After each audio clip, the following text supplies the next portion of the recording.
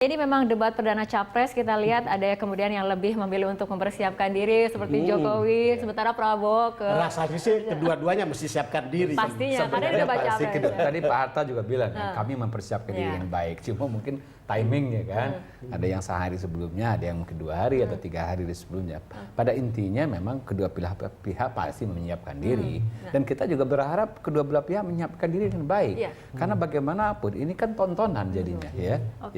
Tonton itu kita sebagai penonton ingin menonton tontonan yang bermutu, seru tadi. Yang paling repot begini, Prof. Tontonan itu hanya ada 2 ekstrim kira-kira kalau dalam konflik seperti ini. Inspiring atau frightening. Bagi kita ada yang mungkin akan menakutkan, ada yang bisa inspiratif, tapi mana pilihannya tergantung mereka punya persiapan. Tapi ini mungkin karena ini debat perdana capres dan tadi dikatakan yang ini sudah mengerucut hanya menjadi 2 kubu. Ini publik kemudian ekspektasinya tinggi sekali terhadap debat perdana ini. Apakah mungkin ini bisa membelokkan pilihan publik atau seperti apa? Tanggapannya mungkin Bang Don dulu.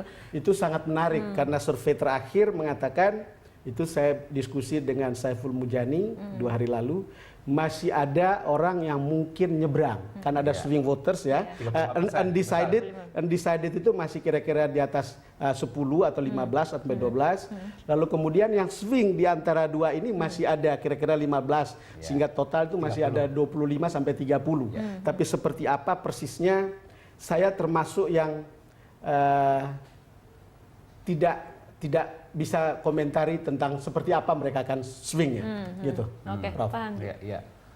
Ya mungkin karena begini, yang swing logikanya adalah yang swing itu kan begini, sekarang mereka sudah mantap sebenarnya memilih salah satu gitu ya, dengan alasan yang sudah mereka jembreng gitu ya, mereka jajar ini alasan-alasan saya gitu lah. Dalam keadaan tidak ada informasi lain yang mempengaruhi saya tetap gitu.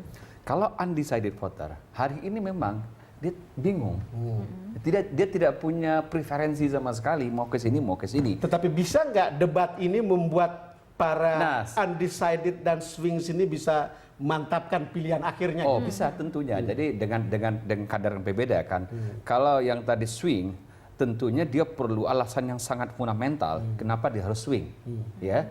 Tadi karena dia sudah punya preferences kan, dia sudah punya pilihan begitu ke ini ke sini. Jadi tapi kalau undecided betul-betul dia menunggu apa ya informasi yang cukup mengena bagi saya untuk meyakinkan saya harus memilih salah satu.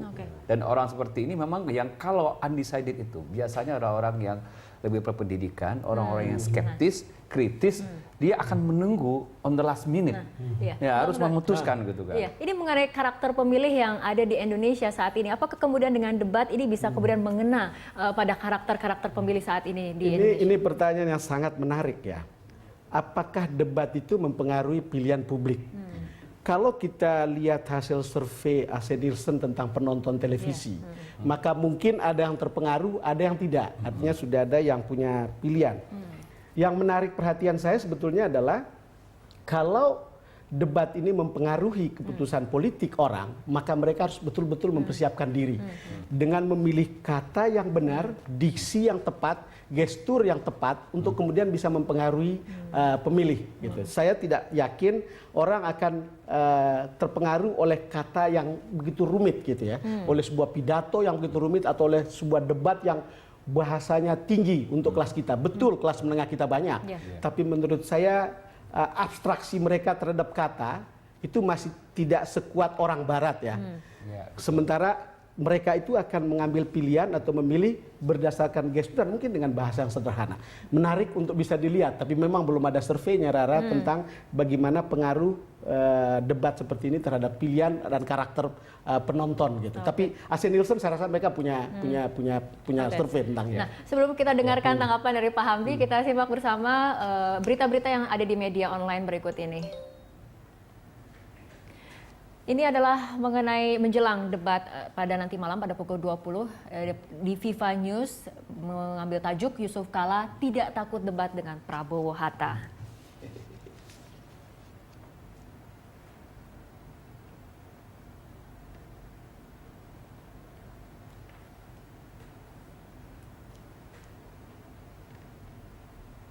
Ya, Pak Hamdi, ini tentunya menjelang debat memang dua-duanya harus menunjukkan rasa percaya diri dong, tentu seperti itu ya. Yusuf Kala tak takut debat gitu loh. Saya mencatat memang Pak Yusuf Kalla itu pasti dengan tingkat confident yang tinggi. Iya. Kita mungkin masih ingat ya suasana yang sangat dramatis ketika 2009 JK debat dengan SBY. Adegan dia membuka sepatu JK itu kan itu sangat dikenang oleh saya sekali gitu loh. Pada malam itu JK memenangkan debat dengan ketiga calon. Dan ada story-nya, Prof. Saya kemudian ke rumah JK setelah itu. I went to his house. I said seperti saya merasa apakah got my akan shoe jatuh up. atau tidak, dan ternyata tidak. Berarti saya masih waved sangat my sehat. shoe up, and I think I wasn't healthy, but then I won the debate. So this is a debate which was reminisced by a lot of people, and I was watching this, and we were monitoring this. There was a VT or a video which rates the debate and which rated the debate, and at that evening there was also news in the Daily or the paper which says that JK won the debate. Tapi kata wartawannya ya, the journalist who pemenang wrote it, presiden bukan ditentukan oleh debat. winner of the president is not decided upon the debate. So this is sort of a training ground for the presidential race in the US, for example. I think this is a move, right? They have to move in the right way. So I think this is trying to move in a unique way which can be remembered by a lot of people, reminisced by a lot of people. So I think Yusuf Kalla also said that during the time when he was given a question, he was also asking, Yusuf, if you lose, what are you going to be?